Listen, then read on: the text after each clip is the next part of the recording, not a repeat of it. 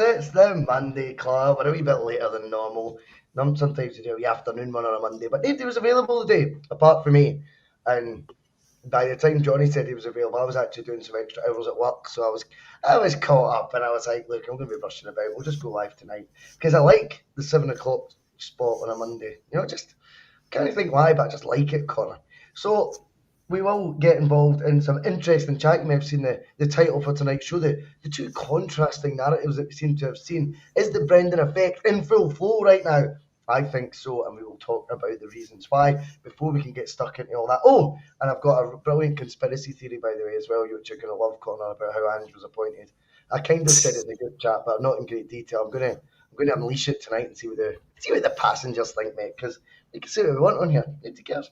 Right, all that good stuff time. We'll do all that good stuff. I've not done this. I've been off for 6 days, man. All that good stuff means, give us a wee like if you're in the chat already, if you're on the bus, as it were.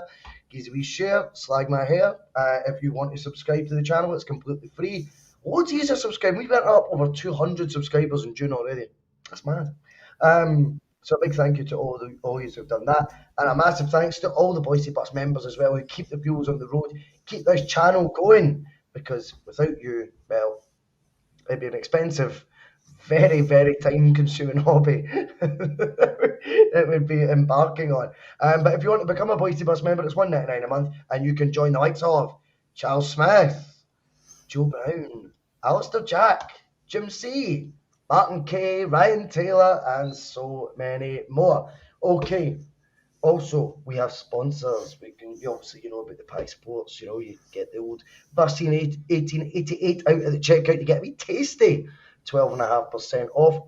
Of course, as well, erectile dysfunction, if that's a problem, head over to ED Pharmacy, which I only worked out last week, stood for erectile dysfunction pharmacy. I can't believe that. I just thought the guy was called Ed. But anyway, yes, there's the QR code there. Bus 10 at the checkout, 10% off. Remember as well, you might not need to have any erectile dysfunctions. You might just want to go that bit longer. You might just want to be a wee bit more like Days in Maida as opposed to Aaron Moy. So if that is the case, then get over to TD Pharmacy, use that code, and have a good weekend. Remember, they do the same-day delivery in Central Scotland. Orders in before 6. Discreet packaging and brilliant prices as well. Do check them out. And I know that over at ED Pharmacy, they've been very happy with the update that they've seen so far from you horny bus passengers. That's what we like. I like horny bus passengers. Nothing wrong with that, is there, Connor? I wouldn't know. You wouldn't know, mate. And I'm just saying. Anyway, right, okay. We will talk about the Celtic because today, 7 days since Brendan came in, Connor, and I'm beginning to realise that the Brendan effect has been in full flow. The Brendan effect has led to a quite contrasting level of feel-good stories about one of the Glasgow clubs and a lot of stories to put, a wee bit of negativity and a dark cloud on the other. Now, when you think about it, you go, well, we've just got in an EPL manager who the last time he was here won 7 out of 7 trophies. The feel-good stories have got to be about us, Connor, right? They've got to be. No, of course they're not. And what we want from the viewers tonight as well is if there's any wee stories you guys can think of over the past week that you miss, because we'll be going through a few of our favourites and we'll look at the reasons why this is all happening as well. Let us know any of your favourite, whether it be a powder puff nonsense piece on them or whether it be a somehow this is a negative thing for Celtic sort of story. Get your suggestions and I'll be starring the comments as we go. Connor, it has been interesting though, and do you not think it has ramped up a wee bit in the last 7 days? The blatant contrast in one club going this way, the other club kind of desperate to go that way, but really not with the tools to do so. And yet, all the press seem to be lapping up any idea that they even hear or make up themselves about the Rangers. Whereas when it comes to Celtic, Every story we seem to be reading, mate, is how it's going to be. Oof, Brendan's under pressure here. I think it all kicked off, as I said, this time last week when I heard Roger Hanna on Clyde One, and he said if he wins a cup double, not a cup double, the League and Cup double, Celtic fans will be asking questions of Brendan Rodgers. I thought, here we go. I kind of predicted it last week. I know I keep saying stuff like that, which makes me sound like a bit of a panic, so I'll try not to. But I did say last week, is that us getting set up for where we're headed this season? And I think what we've seen over the last 7 days has certainly proven that to be the case, my man.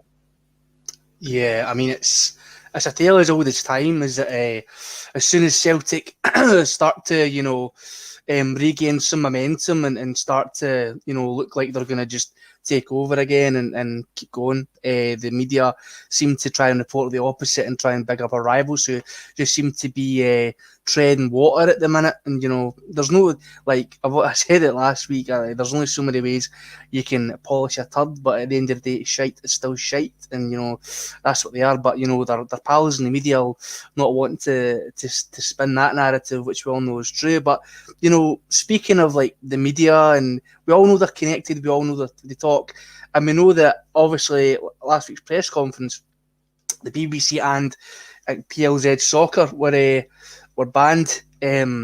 So I don't think they've took that lightly. I don't think they'll be too happy, and I feel like they've kind of journalists talk, and as we all know, anybody who knows anybody who takes anything to do with journalism, especially sports journalism, and especially in this country, because I've known a couple of people here and there, you are told to spin a narrative. You have to toe the party line, as it were, as in don't necessarily slag Celtic, but at any given opportunity you have to bum up Rangers all the time. That's that's the creed that they live by in these absolute charlatan fucking media outlets that we have in this country.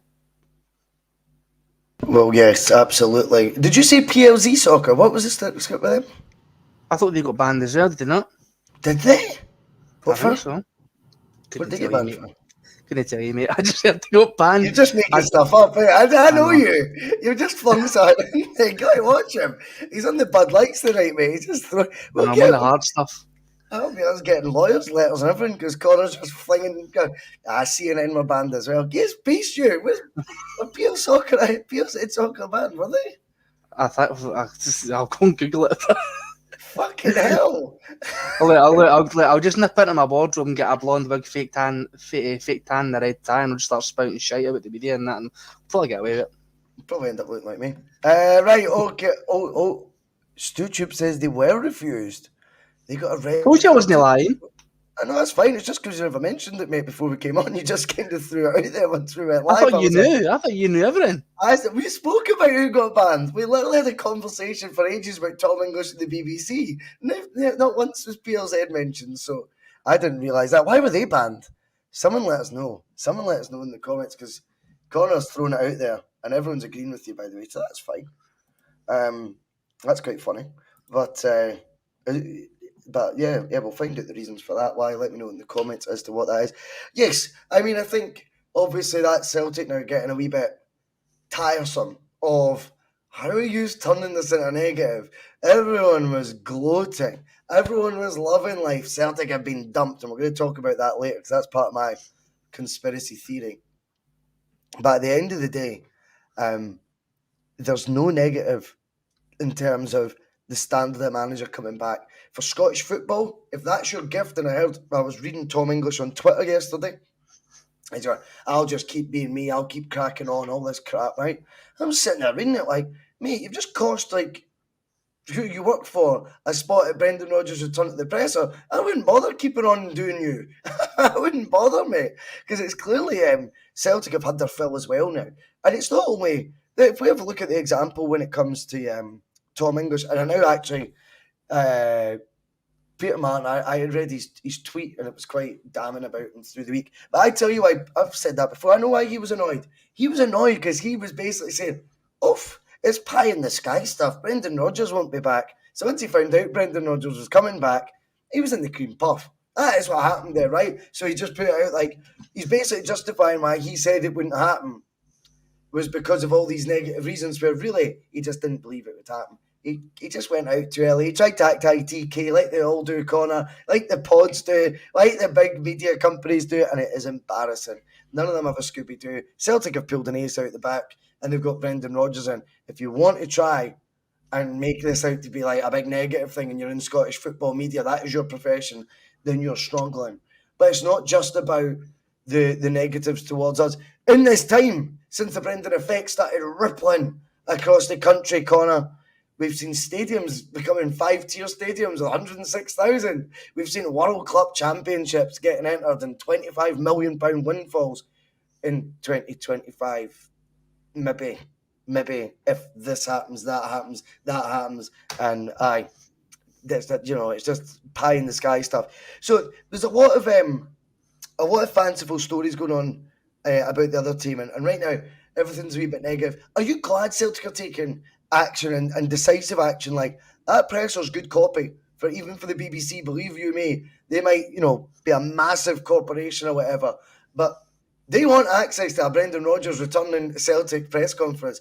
Are you glad Celtic are taking this sort of action, or do you feel the other way, that it's a bit Pravda sort of thing, and it's like, whoa, we should be welcoming dissenting voices? If we're not letting people in because they've got a dissenting voice, is that maybe a wee bit too far the other way? Where do you stand on it? I'm kind of both. I know that's a very fence-sitting answer, and it's not really, going which way or the other. But I do like that we've seen that these, arseholes in the media have been spouting absolute nonsense of like, why would we invite you? You're talking absolute gash, and you're going to obviously try and twist and spin a yarn with whatever Brendan tells you. You're probably going to try and ask him some really, not necessarily inappropriate, but some really, barbed questions. But on the other hand, I felt like Celtic have always kind of, answered the questions that have been asked to them with regards to, the tougher ones. And it's the other side of the city that usually cower and hide away from, any dissenting voices. As you've seen that people like Chris Sutton, a lot of, media people, Graham Spears, who's a big Rangers fan and a journalist as well, he's been banned from Ibrox. He's not allowed to go in and report there. So, I always feel that they were the ones. That's the thing we had over them, is we allow these people in to ask their questions and whatever. And it maybe gives a little bit of a bad look that we're not allowing these people in to maybe ask these hard questions. And it looks at maybe, if there is in the future, say, obviously hypothetically, something was to go seriously wrong, and we need really hard questions asked of the manager, the board, and the hierarchy of the club, and they're just wanting to dismiss them, that doesn't look good, because as we know, we all want an open and honest policy between the higher-ups and the support. But I don't think it's going to, get massively blown out of proportion. I don't think we're going to ban this outlet, the next outlet, as soon as they say anything bad about us, because, we're too long in the tooth for that, being Celtic, because it's every other week that the media writes something negative about us, despite the fact that it's been going very, very, very well the last few years, barring one COVID season that doesn't exist, withstanding that. But no, I don't really think it's anything to really to fear, or to people to start getting worried about. I think it's just maybe this one isolated incident, barring that. What was it? Tom English called Rodgers. What he said? The apparently in the column that he'd written, he called him the shameless one or something like that. You can't be. I don't care how much of a way you swear, right? It sounds bitter as well, Connor. That's what I'm saying. That's like, it's not just as a professional. As a professional in that context, you can't do that. Like, it doesn't matter how biased you are, right? You have a responsibility as a professional journalist to not be as biased as you would like to be. And I know it's very hard for people in Scotland to not show their biases in this country, especially in the media. We're all well aware of that. And Celtic has it as well, okay? Celtic does have it in a bit of an abundance. John Hartson hardly ever wants to criticise Celtic, even when something bad's going wrong. You're just like, oh, come on, John, come on, just ease up a bit, come on. But yeah, I do see why they did that. You can't be calling managers, names and stuff. See, like, if, I don't know, that journalist that Peter Lobel leaks everything to, if he wrote an article calling Mickey Beale like Del Boy or something like that, or a swindler or something like that, and he got banned, he would say they've kind of got a right to, because you're calling the manager names and you're being disrespectful to a fellow professional. Sorry, I fucking burped it about there, mate. Sorry. I was going to say, I'm glad you got in there first, mate. I was going to pull you up. That was funny. I just heard it bump at the end. If you want to drink on the job, mate, honestly, I'm all for it. But there's levels to this game, pal. There's absolute levels to it, mate. I think when you're looking at wee quotes and wee snippets like that, like the shameless one, and I think even if you can read it and you can go, right, okay, that isn't quite that's not quite a critique, as more of that's a pop. And as I say, from my point of view, it does sound like it almost there's a bit of bitterness in it. Now, easily, it's so easy to argue, oh, well, you always get that. If you write about one, the other lot don't like it, etc. Bullshit. That's just such a lazy way out of it. And I understand what Stephen Ray was saying in the comments. Why not have them there, though, and let them expand on it further? But I think on this instance, with the press conference, for example, I just feel that would have been added spice that they would have thrived in, that we didn't need to put our manager under, because he was already in a position that was not really a win-win situation, if you like, that press conference. There was always going to be awkward moments to it, and then there was always going to be as well, oh, not as many people here as last time and all that, and like, you're going, see if they'd announced the main stand to be open. I think Mark was right when he said the other day that there would have been a lot more people here than people want to give credit to. But anyway, I just feel that with Celtic acting in that way, they've obviously felt there's been a shift from both reportings, from critique and a wee bit of bitterness. And it's purely because he went out on a limb early, the same way Hugh Keevins did on Clyde. And I like Hugh Keevins, by the way, for my sins. I do like him. But he was like, there's not a chance this will happen. This is pie in the sky stuff, all that. And I think Pedro Martino was very much in the same camp. Then when he found out it was happening, he looked a bit silly. So he didn't back down, as Brian Murray was saying. He doubled down. But it's not just that, Connor, as I'm alluding to here. Celtic's half their squads away as well this week since Brenda. It's amazing. Do you not find it fascinating? We can get a manager who has, a well-documented a degree in psychology. He's pretty good at, we called by many Celtic fans a master manipulator and things like this. It's quite funny how he comes back with a reputation enhanced, I would say, on the whole, from his spell in England, and that includes an FA Cup win, a Community Shield win, victories over the likes of Klopp, Guardiola, 2 fifth place finishes in the EPL. It's funny how they think he's not going to have much of a say in keeping a Rio Itati, a Jota, a Kyogo, whoever else it is they're trying to sell. Cameron Carter-Vickers it was today, of course, with the laziest of reasons. They're going back to Spurs. The guy's like not even going to play football for another 3 months. Spurs are about to pay us 15 to 20 million for a guy that was in the reserves 24 months ago. Brilliant. I feel there's a real lack of almost acknowledgement, and I think it's denial. I think they're going through a process right now. There's a lot of denial going on that this is even happening, Connor. So, whilst it is, let's just make out that he's not actually that good. Let's just make out that he's going to lose all these players, and let's make out actually this isn't going to work out for Celtic. This is a bad thing, Connor. And it's all a load of shite.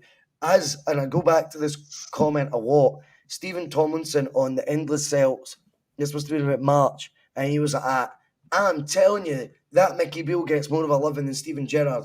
So when you contrast and compare that Brendan Rodgers won't be able to hang on to his players, Mickey Beale last week, also in the last 7 days, there was a headline saying the way forward is free transfers for Beale and Rangers. I mean, like, if that was Celtic, was this after he said he had a? Was this after he said he had a healthy transfer budget to use this summer? And then he went back and it's saying, oh, I don't know how much money he's actually going to be there to spend. And they're raiding the Championship for free transfers. You're right. It just gives you an insight, doesn't it? It just gives you that insight into how this is like these two narratives are so far away from each other. Celtic are going to be selling all their assets. Brendan Rodgers won't have a chance of being able to keep a hold of them because he's just wee Brendan. And free transfers, though, the way forward for the team across the city. And Good luck to them and well done. It is the way forward. Connor, this is a strange recruitment world we live in Scotland, is it not? Yeah, but it's the same. It's the same club and the same support who get excited about a player who's been in the Serie A, but he scored about 4 goals in the past 6 years. Do you know what I mean? It's like the facts and the statistics don't necessarily add up, and the optics, as you want, you like, a fan of that. They don't really match what is getting put down in these headline articles. They're bringing in players who on these free transfers who, yes, well, they are experienced, are massively injury prone, and haven't played a lot of football in the past few years. And, I know people slag the league, right? But when you join a Celtic or a Rangers, you have to get up to speed like that. There is no waiting about. There is no fucking about. There is no that period of time where you should be adjusting to this life and to this football. You're meant to hit the ground running from day one. And if you're not doing that, then you're saying it's not good enough by both sets of supporters. And, people can say it's unfair in that when they look at, the way that a lot of fans treat these players. But, I think it's because at the end of the day, it's a 1.5 horse race in this country because I don't think they count as a full one. But it's the media just love to spin these narratives that their recruitment is absolutely on fire. Do you know what I mean? Considering we never had a manager in situ, I'd imagine if Brendan had came in as soon as Ange had left, we'd probably have another 3 or 4 transfers done by now, and and it's not like, look, how many players did they lose? Morelos on a free, Kent on a free, De Fenerbahce, Alan McGregor, one of their most senior players, Scott Arfield. It's a bad news story. It's a bad news story. We might sell Cameron Carter-Vickers apparently back to Spurs for treble what we bought him off Spurs after 5 trophies out of 6 he's won and being absolutely outstanding for us. But we might sell him for treble what we bought him for. That's a bad news story. They can't afford Tillman, and it turns into a windfall for £1 million windfall. Like, these are the differences we're looking at, though, here, pal. Like, and I'm not one. Folk can say you're obsessed all you want. I'm just trying to give balance to how different these stories are. If Celtic missed out on a £5 million player, I find it hard to believe that any of these journalists, let alone your Tom Inglis's of the world, would be sitting writing that Celtic have made £1 million here, guys. What you talking about? And they'll get they say they get a percentage of his sell-on as well, which is, the first time I've ever seen that for a player that you don't own. You get a sell-on fee. It's just nonsense. I feel that that's a prime example of, if we're going to be looking at players potentially leaving, and we've seen Kyogo going to Burnley, Hataki's been going to Spurs for day one, CCV now to Spurs, and I just feel like these are all assets on long-term deals that Celtic can afford to hold on to, and if they do decide to sell, can sell on Celtic terms, which, if you look at the Frimpong story, by the way, for example, which might be getting us another £10 million, that would take him up to over 20 million in transfer fees. Kieran Tierney as well. Yeah. I don't know what his sell-on fee is, if he's got one. I don't have a clue how that one works, but I know for a fact the Frimpong one is substantial. It's around 30%. When you look at that sort of a deal, you go, that's one to rave about. That's one to go, wow, sold for £11 million, having only made 50 appearances for Celtic, 60 appearances, something like that. Sold for £11 million, having been brought in for 450. Now due to earn Celtic another 10. And I know there would be no reporting of it. But when you're looking at missing out on a guy who was a key player, Roosters in the chat saying he was their best player last season, maybe he was, and they've missed out on him, and they're talking about £1 million basically the Rangers didn't have to spend. Not that they're getting paid, that they didn't have to spend, as being some sort of windfall. What the fuck? This is mad, the differences right now. Is this, do you believe, Connor, down to the impact and the effect that Brendan Rodgers being back is having? Is this a lot of this, basically not being able to cope with the fear that's there? Or is it par for the course? I think it's ramped up since Brendan's came back, personally. Yeah, I think it's a mixture of both. I feel like it's always there. It's this ever haunting presence in the background that the media are going to be cooking up negative stories to try and dissuade and damper Celtic fans, positivity. But their worst nightmare was Rodgers getting the job. They were fully the media, Rangers fans, probably Michael Beale as well, was probably sitting there thinking people were going to get an Enzo Maresca or that boy Knutson for Bodo Glimt, who obviously are not tested massively at club level and haven't had hundreds of European experience in football, and obviously weren't previous winners at Celtic's best ever period, as before previously as the manager. So their worst nightmare was that, and you've seen it on the follow forums and things like that, because everybody knows, you see them all over Twitter and you have a right good laugh, have a right good chuckle.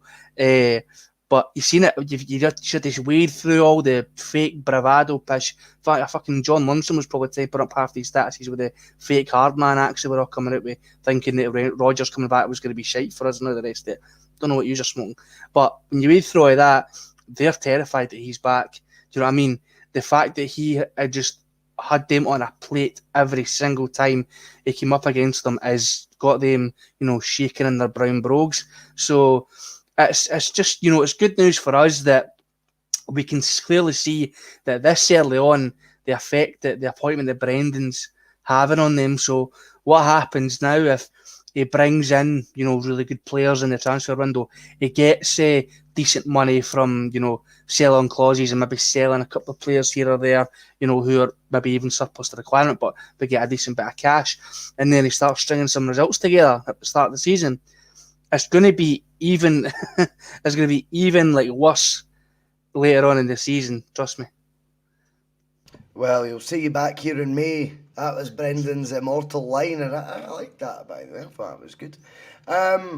Yeah, I just feel right now there's definitely undeniably some sort of fear going on. There's some sort of agenda, it feels anyway, that's been ramped up since Brendan came back. There's a couple other things, obviously fanciful stories about extra revenue streams for our rivals, and ones obviously we've not thought about. Am I not right in thinking the Sydney trip earned us around £6 million? The Japan one could be even more fruitful than that. That's just what we do in our spare time, mate. That's what we do in the downtime, let alone the Champions League guaranteed group stage football, let alone the assets on the park. Let's be honest. I think that Brendan coming back right now is to a Celtic side that is in a place or a space that was extremely attractive to him, not just because it was Celtic, but because of where they're at. And I think that's got to be taken into consideration. He's not an idiot. He wouldn't have weighed this up if Celtic were in absolute turmoil. Yes, emotionally he might want to go back, but even on career-wise, that might not be the best move. Whereas this time, like he left to go to Leicester for his career, and he openly admitted that and said he didn't regret it, which I was glad he said, if I'm honest, because I would rather he stuck to his guns rather than talk shite. I just feel like, he's came back. If he's made another career decision, it's because he knows what's going on with Celtic right now. He's looking at, he spoke about infrastructure, he spoke about the people running the transfers. I see all that stuff and I go, I would be excited by that. Do you know what I mean? That's his verdict is obviously Celtic's in a shit hot space right now to now kick on like he wanted to 4 years ago, 5 years ago, that summer. That's got to be causing problems. How do they counter it? They counter it with money tomorrow, money in 2025. I just wonder as well, when Celtic do inevitably sell one of their assets this summer. I know I sound like I'm being hypocritical now, but they will sell, sorry, one of their assets. I think they might get a fright how much we get, because I think Brendan adds a tax to what players cost as well, because he knows that market. The likelihood is the market that will come calling would be the EPL. If you come from the EPL, that usually means a tax, but for whatever reason, Celtic haven't sold there under Angie, sold these players in January to the MLS and to Germany, and we didn't really get what we felt those players we normally would get. I think Brendan is too aware of the EPL tax, and I think he'll make sure that's stamped on our players, and that'll be another one, because EPL sides aren't coming in for players across the city this time, Connor, but they will be interested in some of ours, and I think we'll make sure we get the exact right bang for our buck for any player that does depart Celtic. And maybe selling one might actually be another warning shot as opposed to a good thing.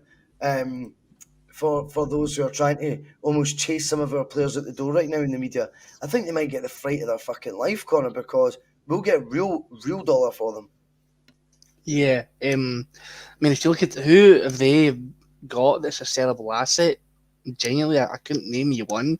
Kent's away, Morelos away, Arfield's away. I think the only one you could maybe point to is Kamara. Or fucking, I dare to like say this, but Tavernier, even though I don't know. I don't think he's just massively overrated, but I mean, his numbers speak for themselves. But who's going to want like a 30-year-old right back who's a serial fucking loser? Nobody. Glenn Kamara's got a year less on his contract and doesn't seem to be signing a new one anytime soon.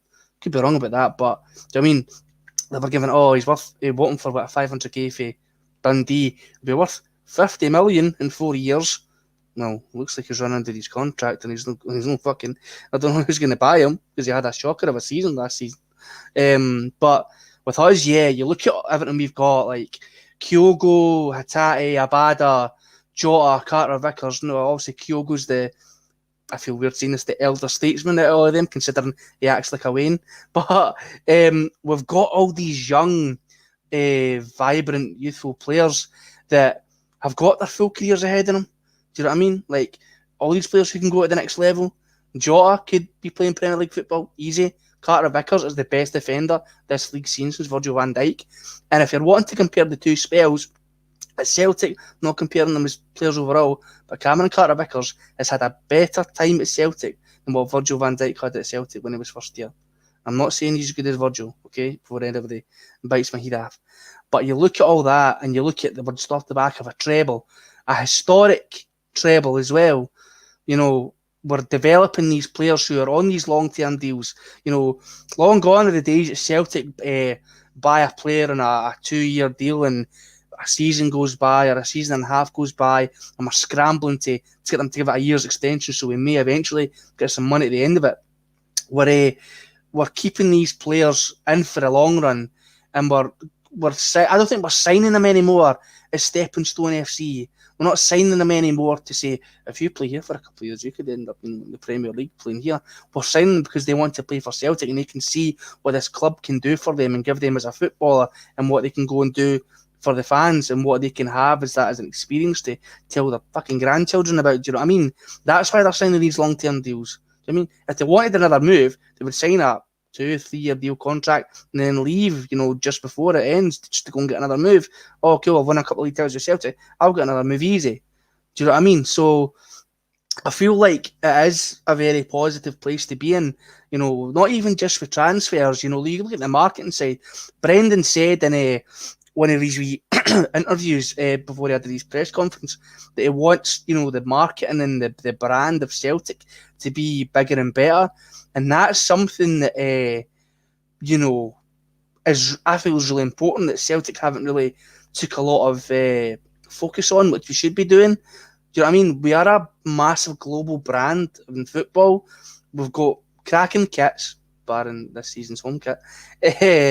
We've got players from all over the globe who are loved in their home countries. We're doing a tour of Japan. We did a tour of Australia, with Ange going there. We're going to Korea, South Korea this pre-season as well. There's avenues there for the Celtic brand to grow exponentially. Do you know what I mean? And I think it's great, and it's something that I'm really glad. Good word, mate. That was good. Exponentially. I know. That was really good, mate. That's the magic of the fucking the beer, isn't it? Oh, mate, I'm well impressed. That was brilliant. Well, yeah, so it's really good and really positive. We could you could I don't know how they would do this. Well, it seems pretty fucking easy to me, but if we're going to these games against Yokohama F. Marinos and whoever else we're playing in Japan, set up a pop-up shop outside the stadium, the fucking kits would sell like gangbusters. Do you know what I mean? And sell them with Kyogo 8 on the back, Daisen, Rio. Do you know what I mean? They would sell the hotcakes, you'd sell it. Do you know what I mean? Same in South Korea, selling kits for and this other potential.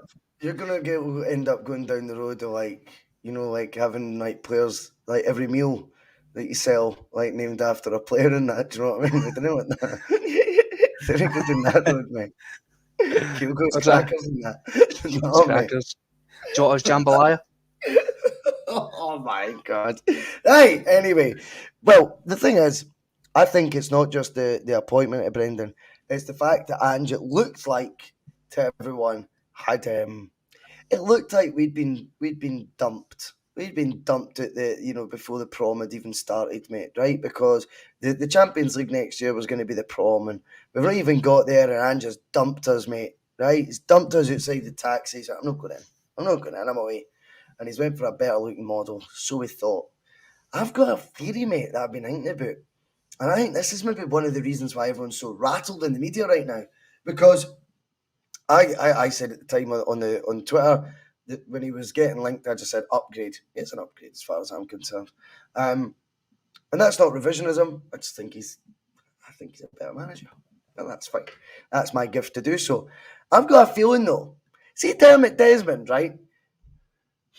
He's not an idiot, right? You need to bear with me. That's a bit of a conspiracy theory. And I don't care if I'm wrong, because I'm not ITK. I'm just putting it out there. It's just Bhoycie's wee imagination.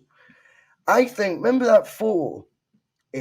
Ange, Desmond, and was it Mark Lawwell with the other one? Was it Nicholson? Someone else was there. Remember the photo that got leaked? He's on mute. I don't even know if he can hear me. Yes, I remember it, yeah. You do remember. Brilliant, mate. Thank you. That's for our audio people listening on all the usual podcast platforms. So Connor is still in the room. There was a photo taken of them, and we all said, kind of in unison at the time, well, that photos went out for a reason, right? And I would have thought it would have meant there's a good news story to it. I wonder if at that meeting we were right. That Ange has indeed said verbally, it's the only way you can say something, but has sort of gave a verbal yes to a new deal. But see that same day, Connor, my hunch is he's phoned his agent and went, you're still pushing the Spurs thing, right? He's like, oh, fuck, aye. He's like, sound. He goes, I've told them yes, but don't worry about that. He goes, well, I'm just saying yes to both right now. But see a multi-billionaire, you don't really get to that stage, mate, if you can't smell a rat. Ironic choice of words, Bhoycie. I wonder if Dermot left that meeting going, I don't believe you. I don't believe him. And what he's went and done is he's sourced Brendan Rodgers ages ago. I take you to Hampden semi-final. Brendan Rodgers at the game. Scottish Cup final. Brendan Rodgers at the game. I wonder if Ange would have been acutely aware by the end of that cup final that he had to announce his Spurs thing pretty soon, because he knew Celtic had actually got their ducks in a row and had basically called his bluff. They knew he was for the off. They knew he'd said he was still pushing that. And Celtic had actually, behind the scenes, got Rodgers in situ. And whether we like it or not, he was coming in anyway. I think that is what I think's happened. I am convinced that Postecoglou overplayed the yes to Desmond, and then he said yes to his agent to keep pushing the Spurs thing. And at the same time, Dermot Desmond's went, okay, two can play that game. I'm going to go along with you because we all, at the same day, have the common goal of winning this treble. So let's not upset the apple cart. But behind the scenes, Rodgers has been sourced. Mate, you think about the first contact, if you were to believe just what's been publicised, the first contact Celtic had was a private jet out to Mallorca. Pretty bold. Like, usually a phone call would suffice when you're just testing the waters, right? And then you look at Rodgers' appearances at those semi-final and the cup final. And also, by the way, a bit of that going, you joined those dots yet, Ange? You joined those fucking dots yet? SFA ambassador. Why would the SFA randomly ask Brendan Rodgers to be the ambassador of the Scottish Cup final? Who's maybe touted that idea to them, Connor?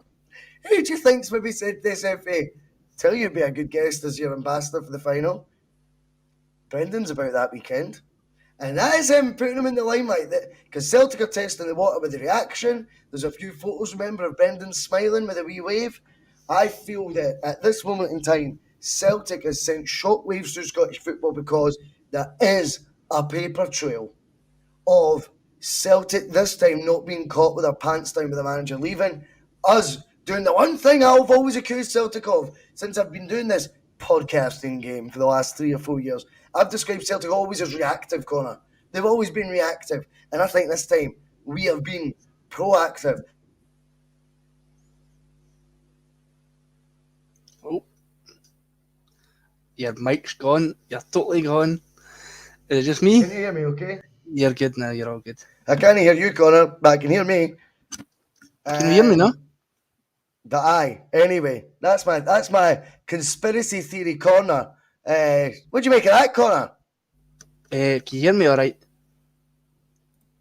I can't hear what he's saying. Can the people in the chat hear me? I don't know. Is that better? I don't know. Is it just me now? Oh God! Right. I'll take this off then. Yeah. So I think Russell's got a good point there. With regards to that, I think that Dermot's the kind of guy that if you do fuck him off, then he will get. He will get. You know, his house in order, as it will. So, yeah, I was just saying, I think you're right. I think Dermot's the kind of guy that. Can you hear me right? All right, aye? Okay, because I can't hear I just like throwing you under the bus every now and then. I thought, I'll dish out my big conspiracy then just fuck off for a bit. I'm only joking. It went silent, mate. It went silent. Sorry. Aye, so I'm just saying, I think the Dermot's the kind of guy that if you do fuck him off, and obviously, I think Dermot's kind of, you know, whether there's no smoke without fire. Do you know what I mean? So he's kind of, I think, sussed what Andrew's doing, obviously being very non-committal and only agreeing verbally to, you know, maybe take over for next season. Because, you know, yeah, you can give somebody your word in this game, but your word means jack shit until you put pen to paper. So I think Dermot's, you know, really sensed that and been like, right, you're going to do a runner, and I can tell you're going to do a runner. How about this? We'll go and get the guy who's won more than what you could possibly ever hope to win at Celtic, and after you, and we'll see how you like that, and watch the redemption arc of all redemption arcs come to fruition as the prodigal son returns to Celtic Park, and you can go and get sacked with Tottenham. Well, it's interesting. It is interesting. There's got to be something. Now, the Spurs' interest, I'm not disputing Dermot would know about because he's obviously going to have his finger in the pulse. And someone will have told him, right? But it's the yes. I think Andrew said yes to the new deal thing. I think he has verbally went, all right, I'm all in. Do the slogan all in. We're all in. Yeah. I'll catch you at the end of the season. And whatever reason Dermot's went, I don't fucking believe him. You know that?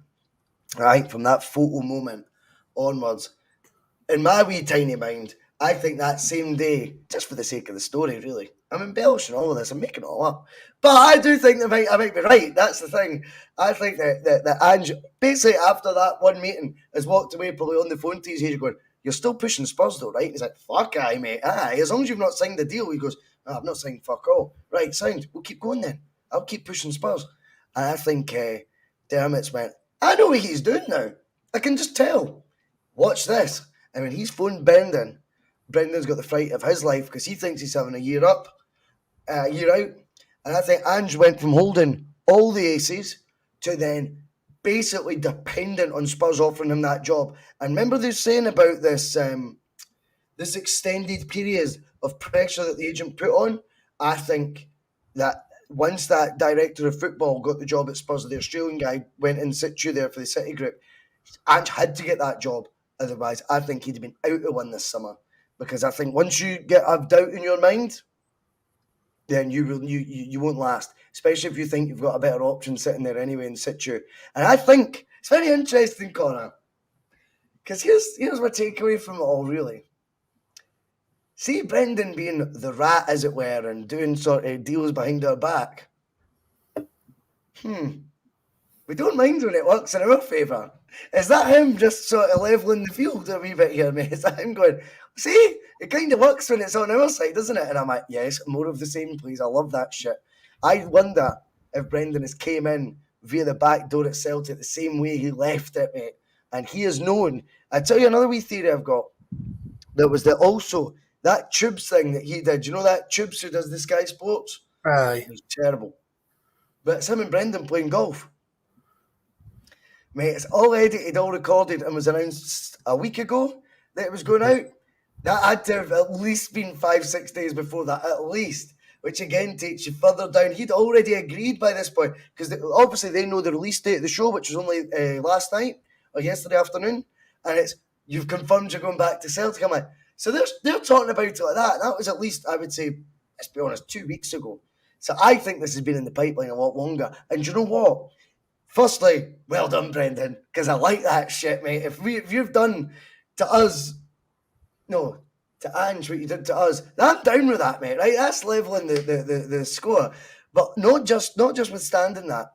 What I also like is the fact that it strikes me Celtic, Connor, have their shit together again. Yeah, it is. It does seem to be, that's the case, and it's really strange. Obviously, we thought that things were really Good good point when by we were. Keg Lorman there, though. Keg Lorman. He says, don't be talking Anstown now. He could be back in 3 years. True. And I'll love him again then, too. Don't worry about it, man.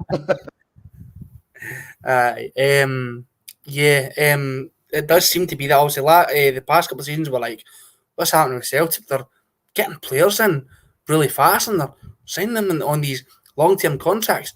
What's going on? And since then we've been kind of up in the ante, as it were, on kind of getting our shit together in terms of coaching staff, medical professionals, scouting systems, a whole bunch of other stuff, and obviously now with this, because if this was, I'd say, 3 seasons ago, if Ange had left and just went in the middle of the night to Spurs, it would have been Enzo Maresca, and it would have been at the last, dong of the bell, at the final bit at the end. So that would have been the thing. I know this is all Is like, that not the term that they use, Connor? Is Enzo Maresca and all that? Is that not what they when it's Rangers stories? Do they not call that a squirrel? I think they were Celtic squirrels, mate, getting thrown out there. That they were that underwhelming, it would get even more on side for Brendan or those on the fence. It would make them on side to Brendan when they seen a list of candidates that didn't inspire. I think they were all squirrels. I don't think any of them are ever in the running. I mean, I guess we'll never know now, but yeah, because you look at them like none of them you would have really took if you were gun to your head, and you were like, pick one. Yeah, there was 100 different people. You'd probably have like a multitude of different answers because they were all kind of relatively chop and change, all very kind of a similar vein. They were quite underwhelming, as you say. Excuse me.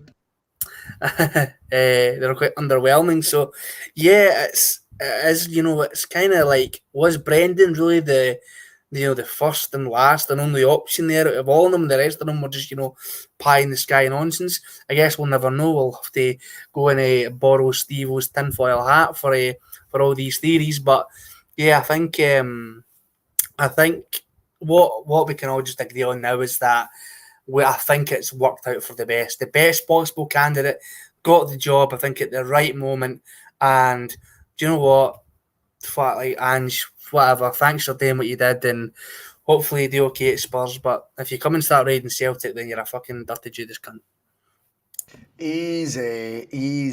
But no, I don't really have an issue if they rate our players. I was saying this in the group chat. I don't have as big a deal. I'm not that petty. I think if managers move on, when O'Neill came to Celtic, he took Neil Lennon. He wanted Matt Elliott. And of course, I don't know if you heard it. Matt Elliott had told his agent just to deal with the negotiations. O'Neill phones Matt Elliott direct. He goes, hello. He said, who is this? He goes, is this Zinedine fucking Zidane? Because obviously Matt Elliott's agents fucking went and asked for about 50 grand a week or something stupid like that. But O'Neill went and tapped his former club. Steve Guppy came up as well. It happens, mate. And if they've enjoyed, do you know what I mean? If they've enjoyed working with players before, you would take guys that you've trusted. It worked for us when Ange was doing it from Yokohama and stuff. No, they didn't sign Well, Iwata from there, Maeda from there. aye, but he You know what didn't I do it mean? like Aguero, did he? He didn't do it as he left. He He tried waited. to. That Maeda when he was his first target, mate. Aye, maybe one of his first targets, but he maybe then His had a first. discussion. He maybe then had a discussion with Yokohama, and apparently was all the, oh, I'll be a bit loyal to them and not, rate them right away Well, when that they're in my. doesn't change his intention. And I we know it didn't doesn't mind change his then. And intention, if but it Maeda changed had what been he done. announced, if Maeda had been announced, mate, as Angie's first signing, shut up, you'd have been saying, "Oh, I think that's a wee bit naughty, like." Oh no, I'm like, no, I'm not saying that. Right, I wouldn't give a fuck, right? I wouldn't give a fuck. right, But that's by how hypocritical I am, because I don't care as long as it right. affects Celtic. Fair enough, mate. Fair enough. We'll leave that one. We'll leave that one there. I hope you all enjoyed the conspiracy theory. I've had that one burning away for a wee while. And I mean, always remember on the bus, it's never ITK unless I'm reading out a team sheet. Or unless I say Aaron Moyes retiring. If that's true. I'm only joking. I just fucking make it up as I go along. Connor, let's talk about CCV though, if we were to be leaving. I know you were saying earlier about the better than Van Dijk thing. Or better at Celtic than Van Dijk, not better than Van Dijk per se. He's a player I don't think would be someone that we would be looking to sell. I don't think he'd be fit until the actual window would shut. Obviously, he can still go down, and they wouldn't do as rigorous a medical. They would obviously test the injury itself and make sure they'd be able to recover from it. But I'm not quite sure you can get optimum value for a CCV whilst he's injured. And I'm also not convinced he's done enough in the Champions League yet to get that optimum value that I'm referring to. Because I think actually in Cameron Carter-Vickers, he's found a home at Celtic. I think he's found a place where this just works. It's a good fit for you, mate. And the injuries that you had in the group stage of the Champions League last year, I'm sure frustrated you as much as anyone, Cameron. So why not take on the Champions League again with someone who's going to get you more points? Someone who's not going to worry about plaudits but get you points. And suddenly your reputation go even further. And then you don't need to just nod along and go back to the club that basically had you on 22 different loan deals the last time around and didn't value, all because of one guy, Postecoglou. We've seen his loyalty, mate. And the average manager shelf life down there is what is it? What did I say? As of April, it was 1 year, 264 days. I mean, you could be back on that exact same scrap heap. Why not have your pick of the clubs? And the only way to do that is by being fully fit and having done a Champions League group stage campaign proper and showing your quality then. Yeah, it's a good point. Obviously, why would he go back down to a league that never necessarily rated him very highly? He was bounced about from Tottenham to different lower league teams in the Championship and League One and all sorts. And he's obviously 10 times a better player than those clubs, even though some of them are in the Prem now, like Luton Town and Bournemouth, which is fucking imagine saying that sentence like 2 years ago. But yes, I don't know. I do agree with you. It's just the thing that angers me is like Ange and Brendan has taught us that there's no real such thing as loyalty anymore. And I see a lot of people saying, "Oh, Carter Vickers has found his home. He's been bounced about from club to club to club, and he's came to Celtic and he's found his footing and he loves it here." And you're like, "Aye, you might very well do," but another thing that footballers love is money, and they just fucking love money, and they want to go and move and get money and get set up for life. And look, you would all do it. Like everybody says, "Oh, I never did. I love Celtic." And that. If you were in their shoes, you would do it in a heartbeat. You know what I mean? So I do think that the injury sustained is maybe a bit of a blessing in disguise for us, in terms of his potential selling value and if he would even be fit to start. And let's be honest, right? How many players from selling from our league, no matter how good they are when they go into the Premier, that are stick-on starters? Not many. You know what I mean? So they go down. I don't know. I think we've had a pretty good strike rate. Well, Kieran Tierney doesn't get a game for Arsenal anymore. He's been pumped to the Anymore. team. When he first went down, he was a Christopher regular Raya starter. doesn't get a game for Brentford. Did you know? No, he doesn't get a game for Brentford. Although I think, to be fair, I think he was injured. He was starting when he first went, and so was Tierney, and then injuries played their part with him. And then I don't know. I think that Ukrainian guy just probably debates Arteta out the park that he's like, oh fuck, I'll just play him. I I can't think, bother he listening to probably you. walks in draped in the Ukrainian flag and has a wee cry in his office, and then he's like, okay, I'll play you tomorrow. He's a big negotiator, him. He just wants to talk all the time. He'd rather talk than play football, that Zinchenko guy. I mean, I just think from CCV's point of view, regardless whether it's Spurs or whether it's anyone else, I just think from his career point of view, I think he's far, far better to be looking at another year at the very least. Not that I think he's got one eye on the exit. I just think agents make it so that there is an eye for each player on the exit door. Might not be the player's eye, but it's the agent doing that bit for them. Mm-hmm. They're Yeah. constantly looking at the exit door. They're constantly looking at their next signing on fee corner. And that's Mm-hmm. their gift to do that. That's their job. And they're employed by the player to make sure that they do that in earnest. But I think the CCV one, I think, again, to me, going back to what the top of the show is all about, is fanciful stuff. From the journalists in the country, desperate basically for an absolute, You look at it, right? We're looking at a game, Rolls right? Royce, back to go. The semi against Rangers in the Scottish Cup.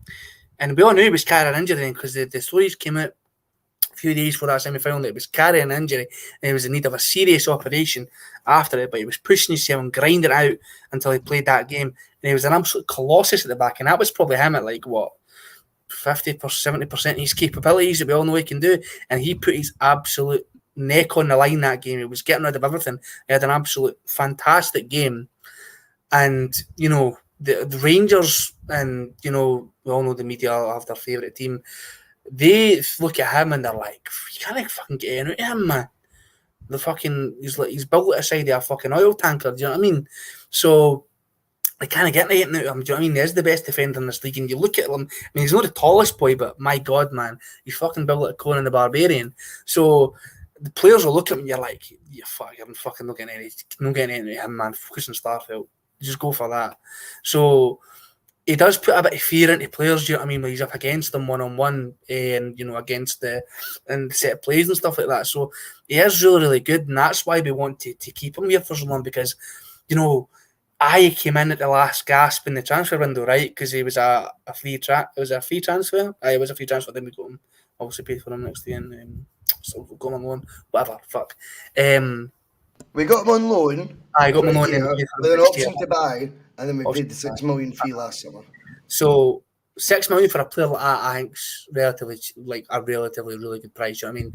If he wanted a player like him, right, just to buy outright, it would cost, I think, 10 million plus, easy. Do you know what I mean? So I feel the fear that people get from hearing him leaving because he is so good, and he is, like one of the major cogs in the wheel of that Celtic team. You know what I mean?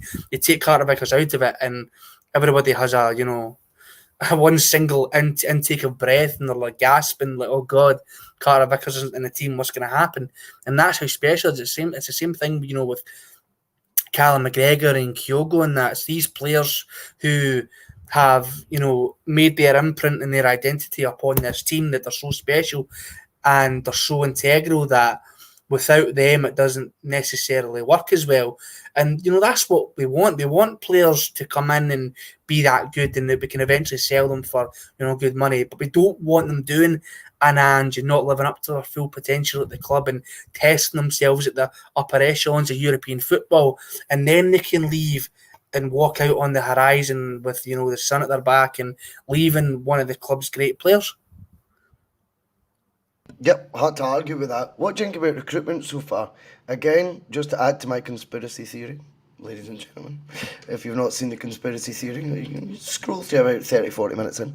But the home transfer was interesting to me because Brendan, again, don't think it was deliberate, but he said, you'd already had good chats with the player and all that. I'm like, when's he having all these chats with players and he's even got the job? Because he already had the job. And I think the latest one linked is another Citigroup prospect. There's obviously a wee bit of Arzani vibes about it for me, just because it's an Australian winger. It's a wee bit lazy on my part, to be fair. There's a bit of a split on that one, isn't there? Seems to be a lot of people go, whoa, A-League's not good enough. This doesn't fill me with a lot of hope. There's another school of thought that the Citigroup connections worked pretty well with a lot of players, at least for periods of time, if notwithstanding that some of them fall away eventually. It does make them easier to access as well. But there's also reports saying that this guy is special. Um, what have you made about the need for a winger, let alone one that might not be exactly sourced by Brendan initially? I mean, he did leave because of Marion Shred. And the last thing I expected him to be getting was a winger for around the same ballpark value that you would think the club have recommended to him. Again, we're not watching the same movie twice, are we? I know I put that in the chat, and obviously David Mark discussed it on the Sunday Blether yesterday, so he certainly watched that. Have a wee look in the catalogue and go and watch that back. But it's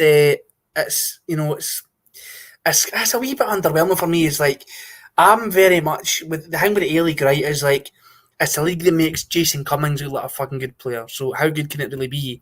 And it's also a league that, bear in mind, yes, it was a mid-season friendly, but the only A League team we played in that competition, they did beat us, and we didn't look very good. And I'm sure it was a friendly, but we were there for a jolly, and Big Benji Seeger was still there to get his holes. You know what I mean? But it's I don't know. I don't know how I feel about it. It's like, see with these transfers that are coming in, like, see, unless I know for a fact, right, it's like a Brendan production. I've not watched any of their highlights. I don't know what these players can do because they're so highlights and stats and that are incredibly misleading in football nowadays. Like, they're like, oh, he looks like a baller. Oh, he's coming in, he's going to be great. How many players have we said that about over the years and they've turned it to be absolute gash? One too many, you know what I mean? 15 too many, 20 too many. So I don't know. It's if he comes in, he does all right, fair enough. But who's going to leave? Is it going to be James Forrest after his testimonial? Is it going to be Labada? Is it Dyson Maida because he doesn't fit in the team? Is it going to be Jota? So I don't know. I don't know why. In the words of Brendan, why do we need another winger?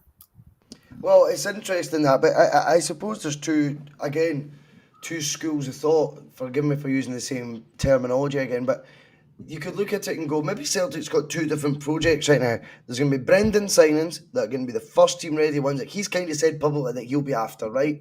And it won't be many. It'll be quality, not quantity. Um, and maybe Celtic have just go, look, we still do a player trading model and we still buy for the future and we still bring in guys anyway, and we scour the network. We've got a recruitment team, and don't worry, we're not saying you've got to play them. Not thrusting the point that you have to play these guys. They need to be in the first team squad. They come in as the project guys. If you see something in them in training and you want to elevate them to the first team earlier than what the design probably was, perfect. Even better, it's a win-win. However, as long as this isn't interfering then in the sort of budget levels that have been assured to Brendan, what targets he's maybe put on a wee sort of short list already for certain positions. As long as it doesn't affect any of that, I'm okay with Celtic going, well, we're just playing two different games here. We're building for the future, and we're still all on board with what we told Brendan when we were offering him the job. That when he identifies a player for the first team, we'll go all out to get him. And if we There's don't, no reason it it can't be won't be both. for a lack of trying. There's no reason it can't be both. You know, I mean, that is a good kind of good. That would be a kind of a good compromise, as it were. Obviously, if Brendan, I don't think if Brendan's came in and he's agreed the job, he'll have had all this information before even fucking signing his name on the dotted line. Do you know what I mean? So he'll have had to sign off on these and agree. Aye, okay, well, he looks all right. I'll go for him. Do you know what I mean? So I feel like if he wasn't happy and they weren't in his plan at all, we would have just said no because if rumours are to be believed, he is getting, the say on everything now. He is, he is the alpha and the omega at Celtic, as it were. So it's really important that we see put to action what the board and what the press and that has been saying and what the rumours are that Brendan and the board are working in tandem towards, building for the future. So, yeah, I guess we'll have to just wait and see. The next signing that comes in, whoever it may be, obviously that Marco Telio deal looks like it's done. Like that's the rumours that it's like done now. It'll be announced. Fox News Sports or something have announced Aye, it aye, apparently, it'll or be well, not announced announced it, but imminently. they've said it's done. It'll be announced imminently. So, whoever it is after that, then I think we can have maybe like a more of a proper discussion about what Brendan sees in that player. Yeah, no, definitely. I think, yeah, when it comes to the signing so far, I would always, I would give a word of caution to fans that may maybe been underwhelmed by not seeing a household name or someone from a bigger league, and that not quite marrying up in their mind's eye of what they expected to be associated with. Brendan coming back was Hollywood, so we expected a few Hollywood signings. I think Brendan's assurances won't be compromised by these names we've been linked with now. I think these are Celtic links, not Brendan links. I think you might see two parallel transfer strategies working in tandem at Celtic. And like I say, it would be another example that Celtic have their shit together again, Connor, which is what we all want. Any position on the park, if you were in Brendan's shoes, God forbid, thank God you're not. But let's just say you Right, were for a laugh, makes me Connor. I feel like a laugh every now and then. makes me feel a lot better about myself, man, honestly. I just like winding you up, mate. What would be the first target position for you in that team? You could pick one position all out. Just say Oh, it was a just one? You're only I thought I allowed was the one manager here. Why only give me one? because I've just turned back into Peter Lowell, mate, and actually I lied to you when you signed that contract. So it's one Yeah, position and that's you, it. you fucking old bastard. Aye, I know, but I dare you to leave this time. You can't go now, can you? Hey, we've got you where we want you, Brendan. You get one position. Tell us which one it will be, and we'll go out and fix it.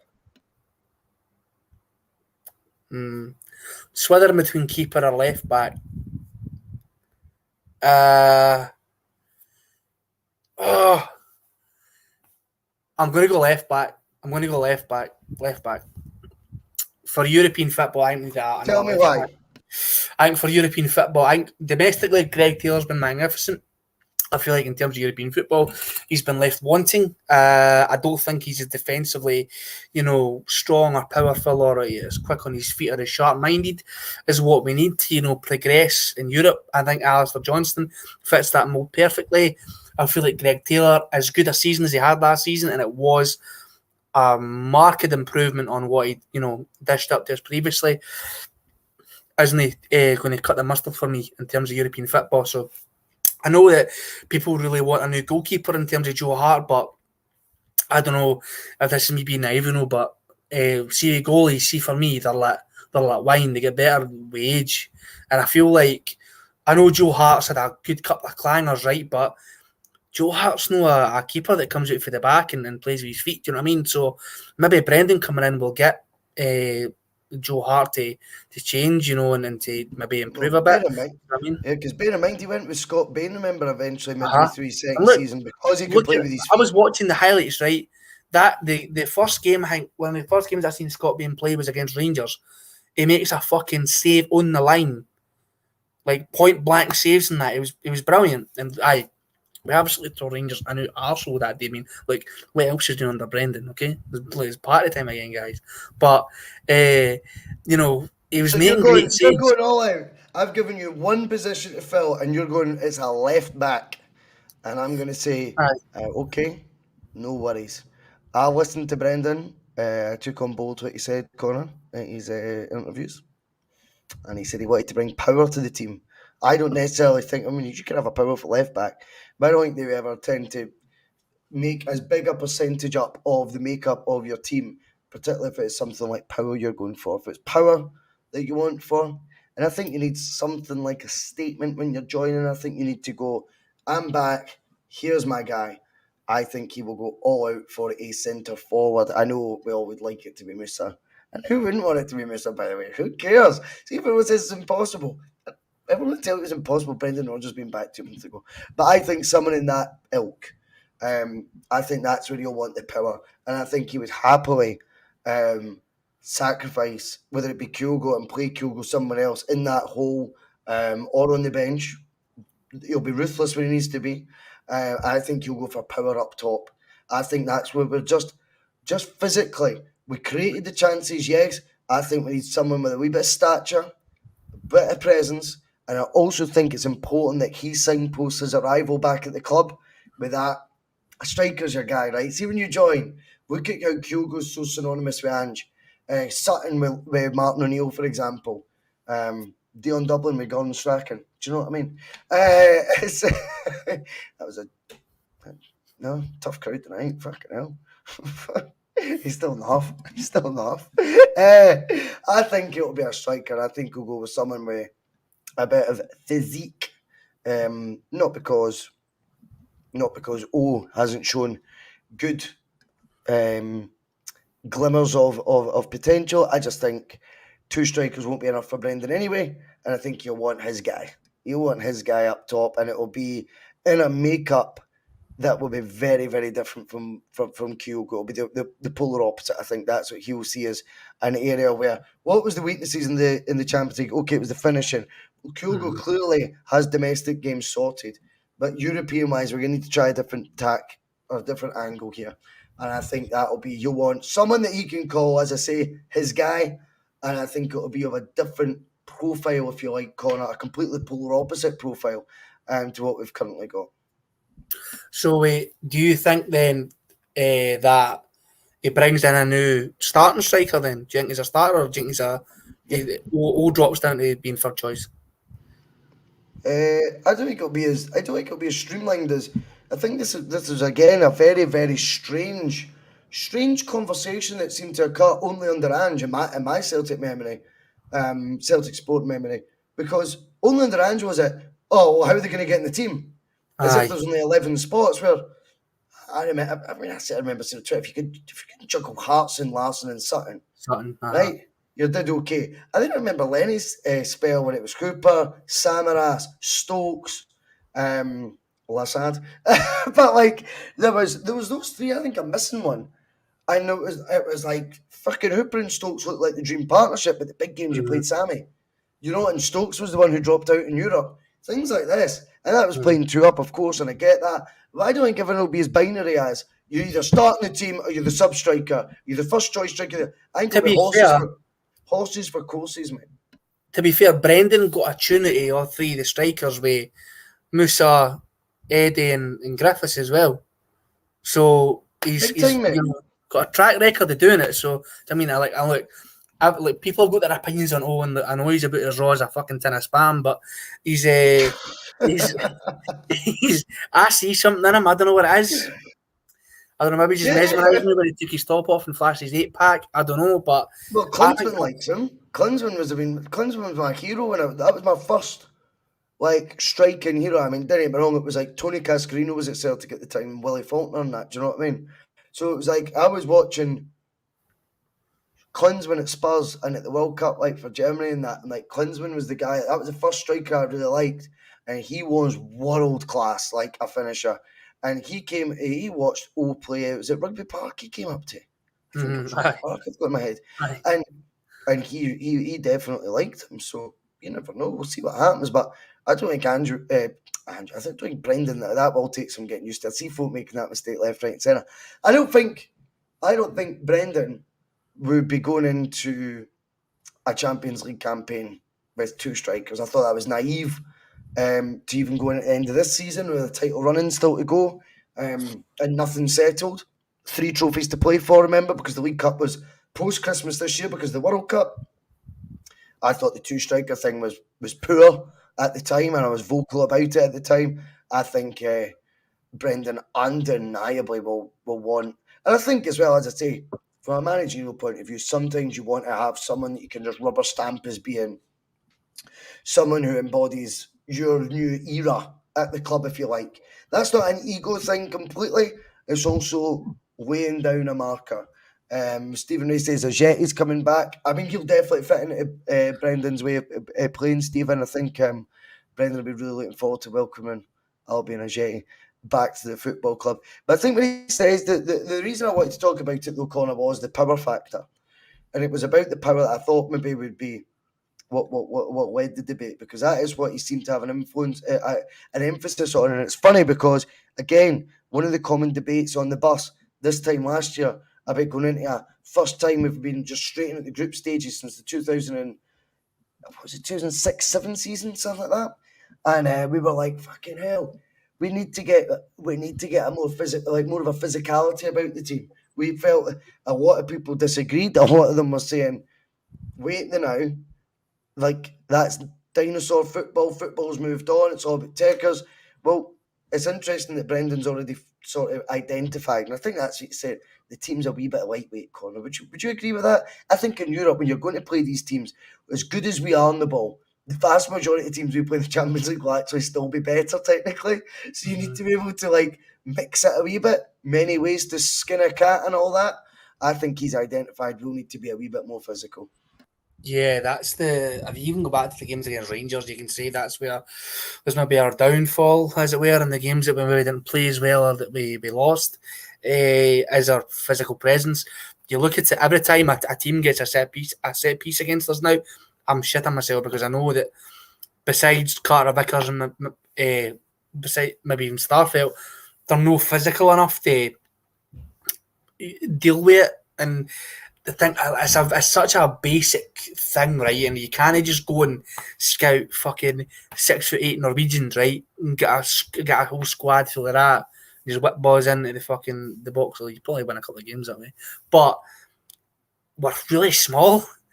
And that's coming from me, and I'm about fucking 5'4", mate. So I can say that we're a really small team, and we don't take advantage of the defensive frailties of the teams in Scotland and teams that are more technical in things like the Champions League and the Europa League, where they're maybe not set up to defend against set pieces. You look at Martin O'Neill's team, you look at maybe Strachan's team as well. Set pieces were a goldmine for us under those regimes, and we've not really got that anymore. Do you know what I mean? Name like off the top of your head how many goals we scored for set pieces this season. Like, yeah, I know. It's still the set piece things annoyed me for a long time. I think it was interesting. He was focusing on power. He's got to focus on what he's watched. He said he watched nearly every single Celtic game since he left, and of course I believe that. Of course I believe that. I believe anything he says again. But that has been the case. Record on the sky, but record that game against Ross County. Maybe I so, man. Like, no, I'm not joking. I believe it is. We're all on the same boat. You're obsessed with football, right? But these guys have got the obsession to another level, and that's his childhood team. Whether people who like it or lump it still think whatever, that's his childhood team, and he'll love what has been happening to us the past couple of seasons. He'll have bought the fucking DVD and everything. Joe was mad about. Oh, is he gone? Right. I know I've given you his conspiracy theories tonight. We've discussed if Connor was the manager of Celtic. We've discussed the media's naughty sides to them. We've even discussed Sevco for half an hour. One other interesting aspect, right, that he said on Tube, and again, it'll get clipped up eventually once folks see it.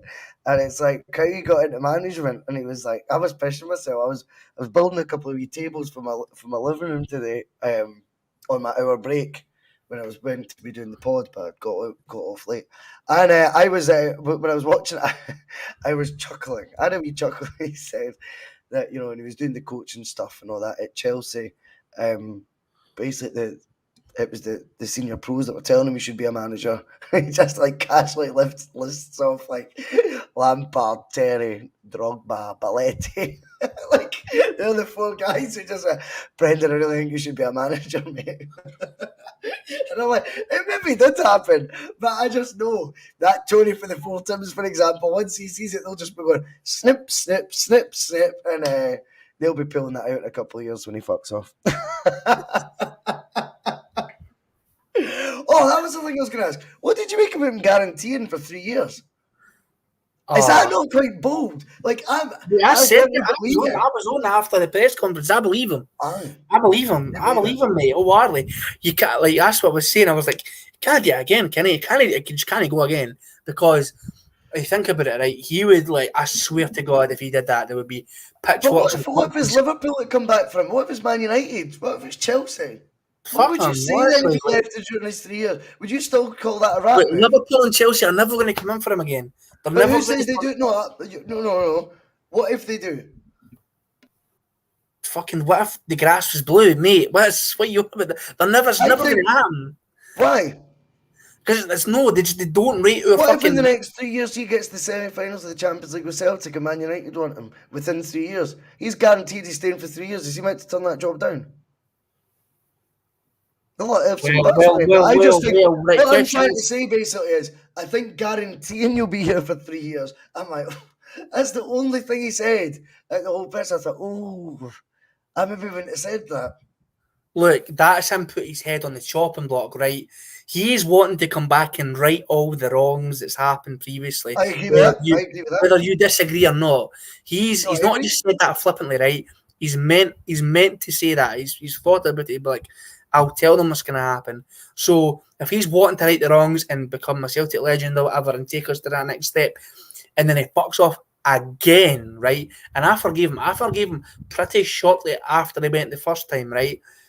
If he does it again, then everything everybody's ever said about him ever will be fair game, because that would be the final death nail, the nail in the coffin. Do you know what I mean? So I don't think he can. I don't think if you're wanting to come back and rewrite the wrongs, right?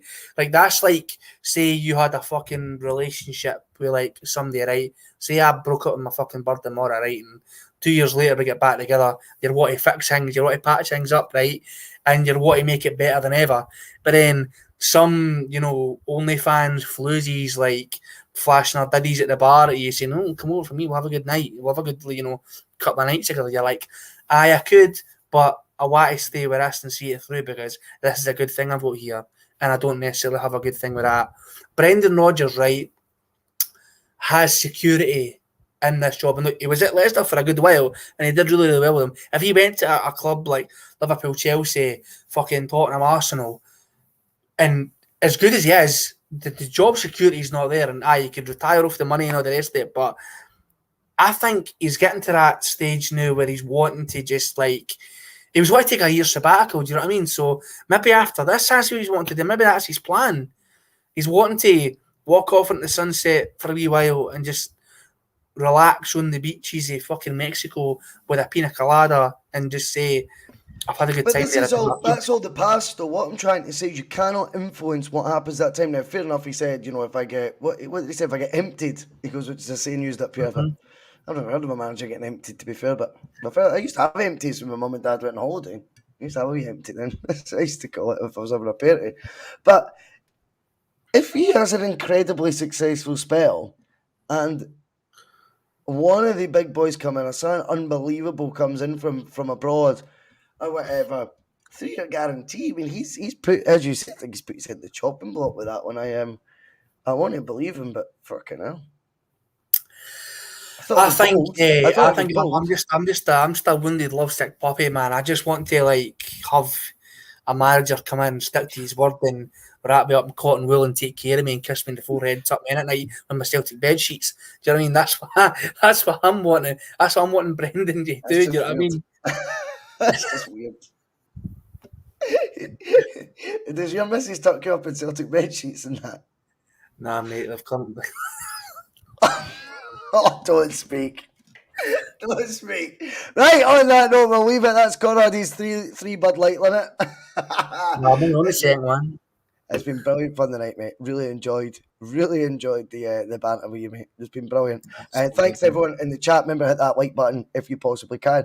Give us a wee share. Slag our hair. Monday, 7 o'clock. Right, lack off. You'd have thought that'd have been a good slot to go on. Certainly not me. Good night.